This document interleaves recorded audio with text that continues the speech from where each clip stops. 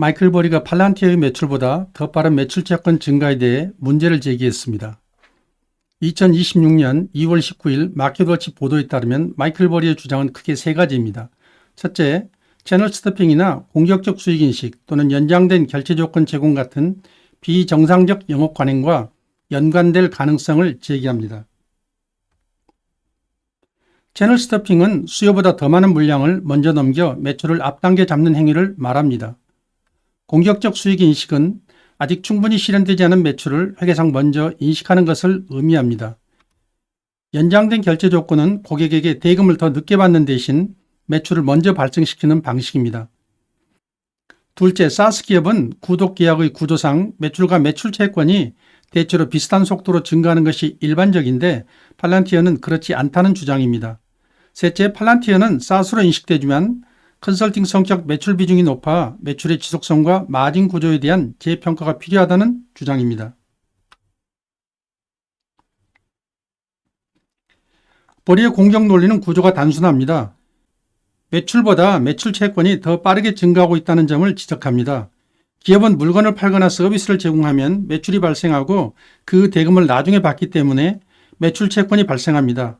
그런데 매출 채권이 매출보다 훨씬 빠르게 늘어난다는 건 돈을 받는 속도가 느려졌거나 결제 조건을 완화했거나 혹은 매출을 조금 앞당겨 인식했을 가능성을 의심해 볼 수 있다는 논리입니다.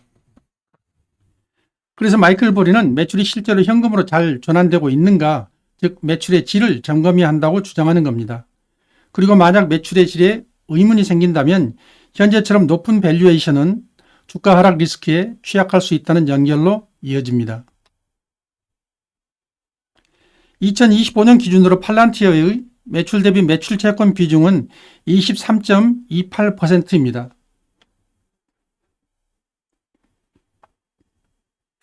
팔란티어와 유사한 사업 구조의 동종 사스 기업과 비교해보면 데이터독은 21.63%, 서비스나우는 19.78%입니다. 동종 사스 기업과 비교해보면 약간 높은 수준이지만 팔란티어의 매출 채권 비중이 압도적으로 높은 수준이라고 보기는 어렵습니다. 다만 증가 속도는 다릅니다. 매출은 전년 대비 56.18% 증가했지만 매출 채권은 전년 대비 81.21% 증가했습니다. 즉 매출보다 매출 채권이 더 빠르게 늘어나고 있는 구조입니다. 현재 비중 자체가 극단적이라고 보기는 어렵지만 증가 속도는 상대적으로 빠른 편이라는 점이 핵심입니다.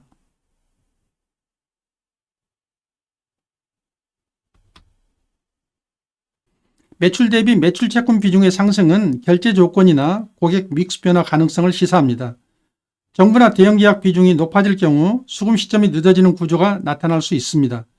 하지만 중요한 건 이 변화가 실제로 현금 흐름의 악화나 대손 충당금 증가로 이어지는가입니다. 결국 핵심은 재무지표에 이상 신호가 나타나는지입니다. 그렇다면 어떤 경우에 실제 위험 신호로 볼 수 있을까요?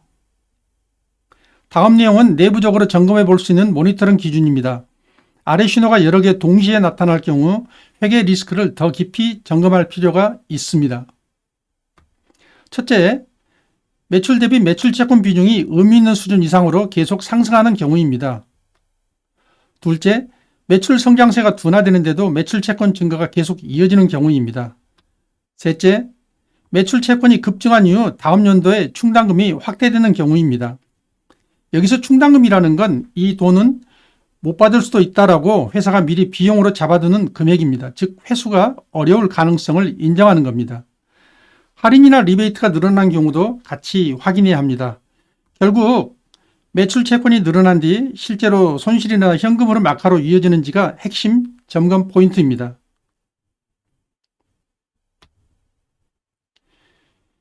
현재 상황을 보겠습니다. 매출 채권 비중은 23.28%로 극단적인 수준은 아닙니다. 매출 둔화도 나타나지 않고 있습니다. 대손 충당금에서 뚜렷한 악화 신호도 없습니다. 영업현금 흐름 역시 전년 대비 양호한 흐름을 보이고 있습니다. 앞서 살펴본 모니터링 기준에 비춰봤을 때 복수의 위험 신호가 동시에 나타나는 상황은 아니라는 겁니다.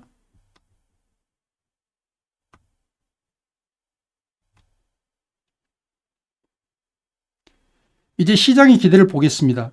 2026년 2월 20일 기준으로 CNN 비즈니스에 따르면 팔란티어를 분석하고 있는 애널리스트 30명 중 57%는 매수, 37%는 보유, 7%는 매도 의견을 제시하고 있습니다. 현재 주가는 135.24달러이고 1년 후 목표 주가의 최고치는 260달러로 92% 상승 여력이 제시되어 있습니다. 중간값은 199달러로 47% 상승 여력이 있습니다. 최저가는 70달러로 하방 가능성도 함께 제시되어 있습니다. 컨센서스 자체만 놓고 보면 회계 리스크가 핵심 쟁점으로 반영된 상황이라고 단정하기는 어렵습니다. 다만 목표가 범위가 넓다는 점은 의견 차이가 존재한다는 의미이기도 합니다. 영상을 시청해 주셔서 감사합니다. 영상이 도움이 되셨다면 구독, 좋아요 부탁드립니다. 감사합니다.